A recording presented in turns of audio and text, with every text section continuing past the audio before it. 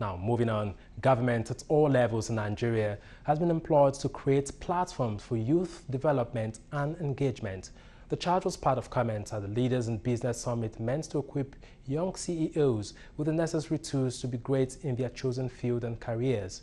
Some of the facilitators underscored the need for government to provide opportunities that will help the youths grow and develop in their careers. They also called on government to ensure industries are sited with good amenities and infrastructure to trigger youth development in the country.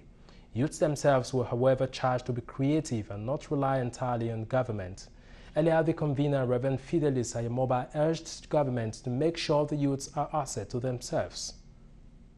Quest for quick money, I think, is ravaging the society right now, because you see a lot of young men who are no longer willing to work. Everybody looking for getting quick money because they see their peers are already making money and driving big cars.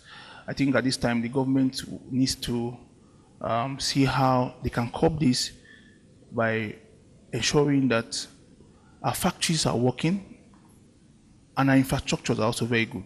If I have to be frank with you, our government are not doing enough, for the youth, and we will keep depending on the government. So the youth need to take the bull by the horn, accept this reality and begin to create. Not until you create, not until you imagine, not until you are a thinker, you don't accept to change the game.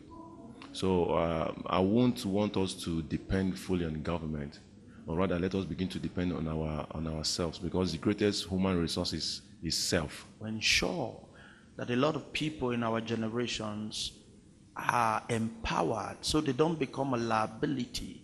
They become an asset to themselves and to their generation, which are called a plus generation. And the truth of the issue is, it's not just about the youth, it's about the young CEOs. And one of my targets is not just to preach people to go to heaven, is to help people have a healthy life and spend eternity in heaven. And one of the ways we can do this is not just to give them fish, is to give them the net and teach them how to use the net. Some of the participants also bared their minds on the discourse. With what I learned today, like as I was saying, that I learned 3 things so far for you to be great in business: your integrity, your quality, and your consistency. So I'm going to apply these 3 things in the business that I do. And I know, because I didn't even get these 3 ideas before, but with what I got, I know that when I apply it in my business, it will take me to my next level. I've been inside the business for a few months, and people come in, they do some things that I don't understand. For a start, I thought that I can just ignore them, but from here, I've come to understand that I have been a problem to myself, not satisfying my customers, my clients, the way I'm supposed to satisfy them.